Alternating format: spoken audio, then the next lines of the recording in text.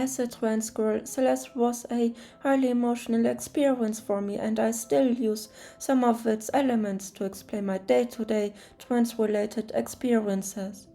I'm going to say what they are, explain them, and give examples of how I use them. In case you haven't played the game yet, just note that there are going to be spoilers in this video. Old side. This is the most important chapter because it's where part of me first appears. Part of me is by far the most common reference I make. I use it to refer to both dysphoria and anxiety. Dysphoria mainly appearing in context to my body, and anxiety mainly appearing in context to coming out to people. A notable example of me using it was my first day of school. I had to take an unbelievable amount of courage to overcome part of me and come out to a completely new class at a completely new school I didn't know about before.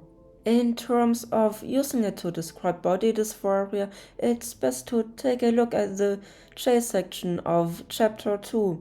There, Madeline has to escape from part of her, which copies her exact moves. The exciting gameplay and unforgettable music result in a very meaningful section I think of any time I can feel dysphoria get to me, but I'm determined to not let it affect me. Reflection. After a cutscene at the start, you fall down all the way from where you managed to climb to the underground. This is a powerful symbol for phases during which dysphoria is extra prevalent. For phases during which dysphoria robs you of all your joy and emotions, phases during which you just feel dead inside. Getting out of that is difficult. At the end of the level, you have to beat part of you, after which part of you helps you get back on the mountain. It works the same way in real life. In order to get out of the phase of dysphoria, you have to overcome part of you first. In the game, you befriend part of you. While you never become happy feeling dysphoric, I like to think of it as part of me getting what it wants through transitioning, therefore making it weaker and, in a sense, befriending it. Music. Celeste has one of the best soundtracks I have ever listened to. The fact that the composer Lena Raine is trans just makes it that bit more meaningful on top of its quality.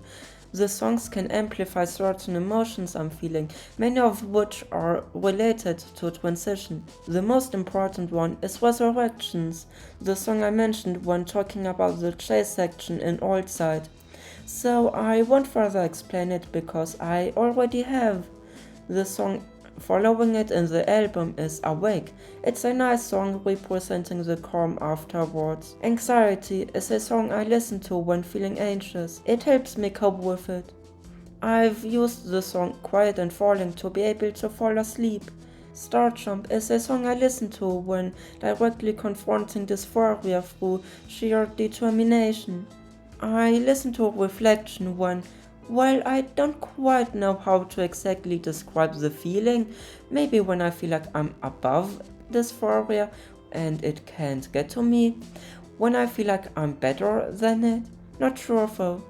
Little Goth sometimes has its vibe, but I don't really have a specific use case for it.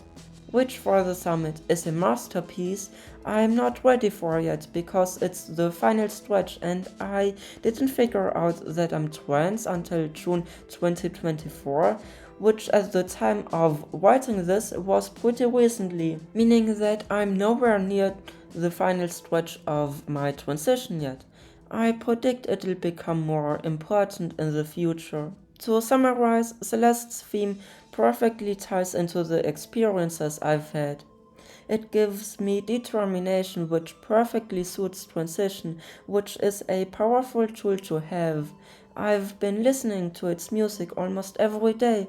It's a game I deeply care about.